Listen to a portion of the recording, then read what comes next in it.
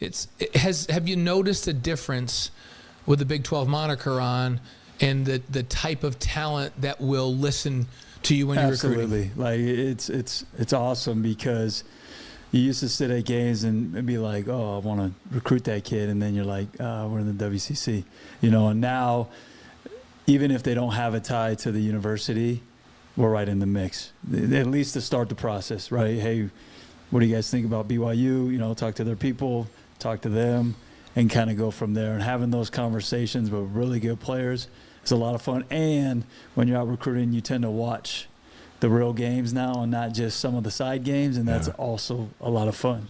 We're going to dive into a bunch of stuff with Lee Cummard.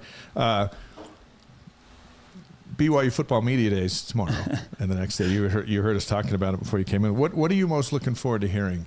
I know you're a football fan. What do you want to hear as they march toward this first big season? I'm excited for just the build up to the season and the hype, and I hope they do really well because that just carries over into every other athletic program here. The fall gets us started with women's volleyball and football especially, and then as they're really successful, the vibe and just in the city on campus is great. I am going to watch how Kingsley plays out because he's pretty close to one of the girls on our team. Very much is. Yeah, so we'll follow that closely. But just wish Kalani and his guys all the best because it has such an impact on the rest of us. So when you were here making baskets, Max Hall was over there, the winningest quarterback in school history, and that had that momentum you could feel come over to the Marriott Center? No doubt about it. And that era, like from 2006 to 2010 with Bronco and Dave both starting and John Beck and Harleen and those guys, and then Max and Harvey and those guys. And then we had some stuff going as well, and it was just a fun time. It's very similar, it feels like, recently at BYU where all the programs are doing really well, competing for championships, and it just makes the college experience for the athletes, but also everybody on campus that much better. Fans like it. It's really interesting because I feel like it's gone in waves, and you're basically saying all tide. The tide raises all the ships. So as you get good, it seems like all of the programs get good. I'll go all the way back. I usually don't say on the show, "Hey," when I played, but back in the '80s, Lee says I'm going to do it later. I'm going to say, we got Rico right here, Uncle Rico. No, back in the '80s when we were perennially top 10 in football. This is when Danny and those guys were running around, and Michael Smith and Jeff Chapman, those guys in basketball. We were nationally ranked in basketball. We had Wally Joyner and Corey Snyder and Rick Aguilar and all these guys coming through playing in College World Series in baseball. And it just seemed like you just fed off of one another.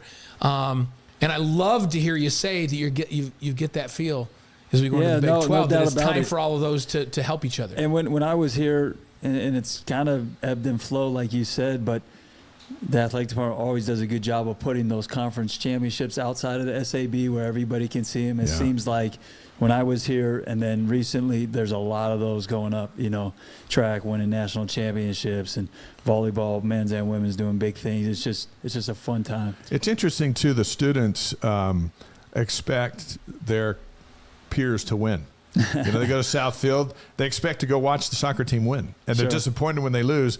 And that hasn't always been the case, and it's certainly not that way on campuses all over the country, where this level of you never go to a women's volleyball game expecting to lose, or men's volleyball, soccer.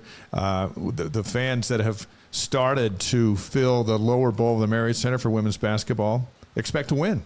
Right? They expect to hear the fight song the whole time.